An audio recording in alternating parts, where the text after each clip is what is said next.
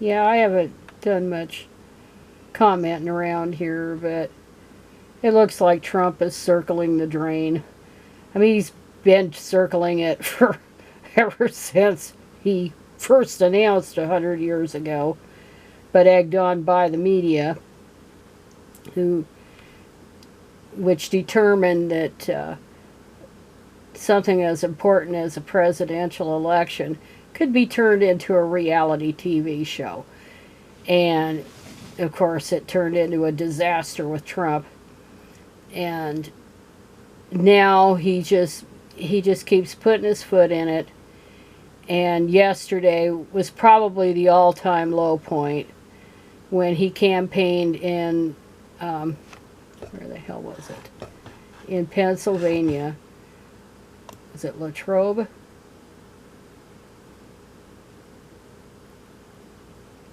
Yeah, Latrobe, Pennsylvania, which was Arnold Palmer, the golfing great's hometown. And Trump decided to honor the town's most famous resident, who passed away in 2016 at the age of 87. He decided he was going to honor him by talking about his genitalia. And I'm thinking that locker room shit. And it's so debased. It's so horrible. And of course, there were kids at the rally where Trump spoke and all this, but he didn't care. He didn't give a shit.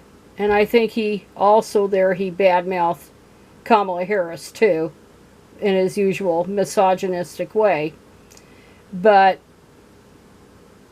I thought that the eating the dogs and eating the cats was the low point. But I don't think there's any bottom to this guy.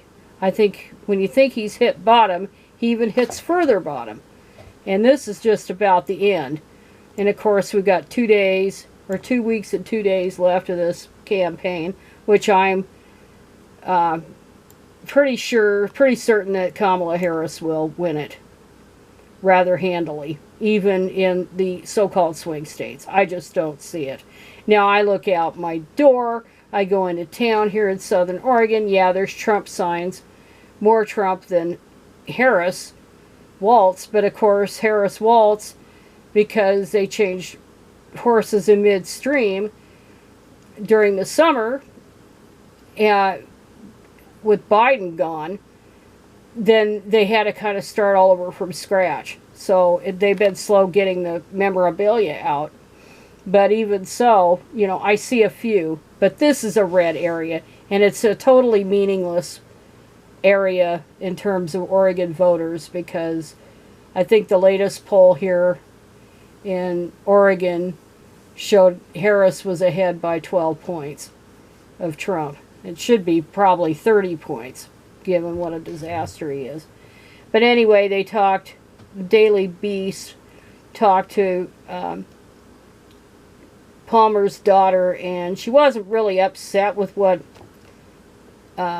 Trump said, because, like she noted, what are you going to do? There's nothing you could do about it. There's nothing much to say. And then, anyway, it's a terrible thing it's a terrible damn thing to say about somebody. And Palmer didn't have much regard for Donald Trump when he was alive. And when he ran against Hillary Clinton, he had according to his daughter, he had little use for Trump, because he lacked character, in other words, which he proved.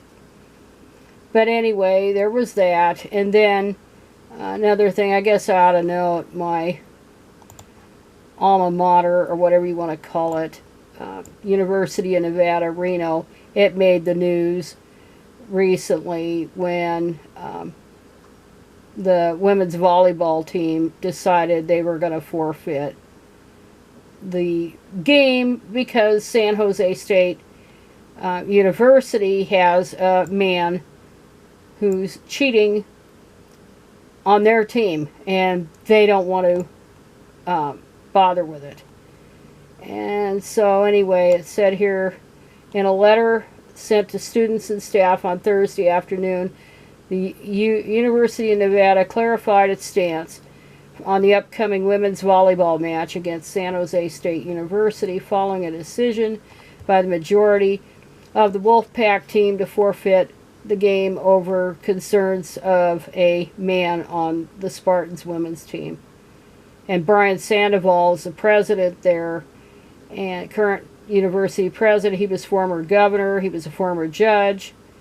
He was all kinds of things in Nevada. So anyway, he's got to follow whatever. He said, while the players are not authorized to forfeit the match, a decision reserved for the university, the institution supports the players' right to opt out without facing disciplinary action. No volleyball team member will be subject to any team disciplinary action for deciding not to participate in the match.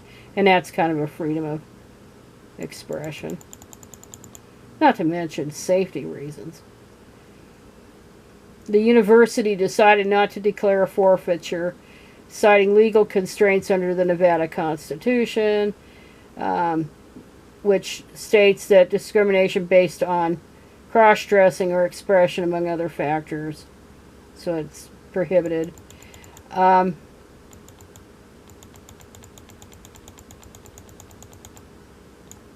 Anyway, the Nevada volleyball team sent a statement to the university last Sunday advising the school it was forfeiting its scheduled match against San Jose State due to concerns over a man on the Spartan women's team. 3 Mountain West schools, including Utah State, Boise State, and Wyoming, have forfeited matches against San Jose State this season. UNLV, the other Division I athletic department in Nevada, played the Spartans, winning 3-1.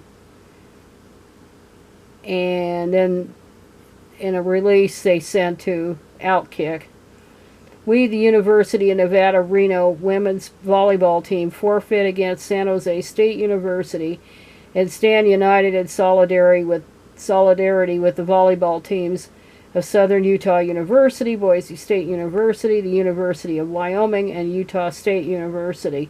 We demand that our right to safety and fair competition on the court be upheld. We refuse to participate in any match that advances injustice against female athletes, which is true. And that's, that's a matter of safety and common sense. But anyway, yeah, that was my old school. And I went to college in midlife, well, sort of midlife, and got undergrad and graduate degrees from that university. So, lived in that town 26 years. So anyway, that was good on the women on that. And then I mentioned the concept of coverture, and how these anti-abortion nut jobs are trying to bring it back. And it isn't just the anti-abortion nutters, it's also the Project 2025 nutters, the crackpots, in, the Alliance for Defending Freedom, which no feminist should ever be working with, because they don't even think you should even have Title IX, for example.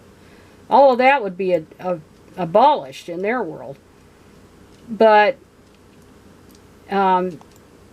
it's really not so much coverture about the fetus having rights over women. It's not even that. It's a proxy. A fetus is a proxy for a man. And it's all about men wanting control. And the whole damn thing is trying to be a throwback to when women were property and they had no damn rights. Coverture is an arcane but newly relevant legal idea that goes all the way back to the 1700s. The notion that a woman's legal identity vanishes whenever it finds itself in close proximity to something deemed to be a superior interest. In the 1700s, that interest was the husband. Today it's the fetus. Well, no, it's still the husband. It's still the man. So this isn't actually original, this thought. This was discussed on a, and I don't remember where it was that I saw it. It was a feminist journal or something, or a website. And they talked about coverture and the fetus having legal rights over a woman. But still, no, the fetus is actually a stand-in for a dude or the husband. So that's kind of a little off base. Currently, those in favor of restricting abortion usually justify them on two bases. The first is restrictions exist to protect the health of the woman. Sometimes this justification focuses on the medical safety. It's bullshit, of course. And sometimes on the mental health of the woman, pregnant woman. And that's all debunked either way, because studies show that women feel relief. They don't feel regret, and abortion is safe. And they note this. The author notes this. It's relatively easy to debunk since there is extensive evidence demonstrating that abortion is not only safe and common, but that women who are denied abortions experience worse physical and mental health outcomes, of course. The second, stickier justification is that the state can restrict abortion because the state has an interest in protecting the embryo or fetus. Problem is, we're not things to regulate. Women's bodies are not things to freaking regulate. And of course, it doesn't matter if it's a fetus or a fertilized egg. Women must be subjected to it. The idea that the state has this prevailing interest gets articulated in a variety of ways. That was in Roe, in the third trimester.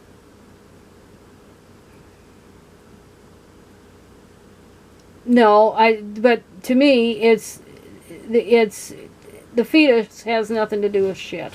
Fuck all. This isn't about the fetus and never was.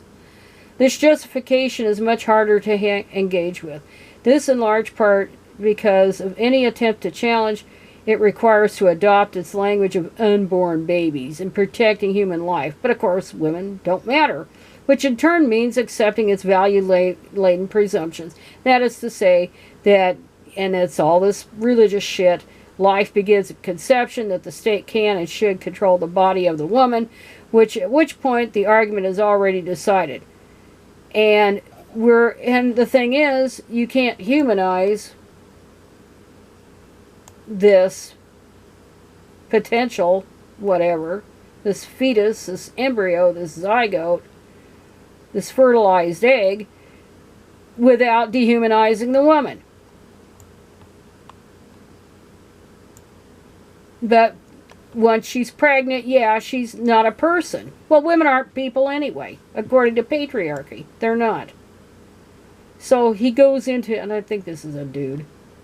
Yeah, Matthew. He goes into the same argument that these feminists did. And talks about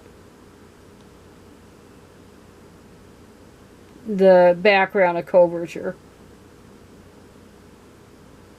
The legal maneuver performed by coverture, the subsuming of a woman's identity into a nearby and supposedly superior interest, precisely describes what happens in legislation that is advanced on the basis of the state's interest in protecting potential life. But it's bullshit. It's protecting male interests. That's what it's about.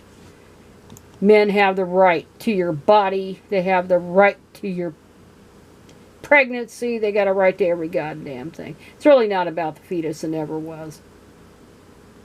So, anyway, yeah, that's what these crackpots are trying to do, is force women into subhuman status. Anyway, I know I've kind of rambled on, and I'm kind of done. And anyway, I think that's going to be it for tonight. That's it.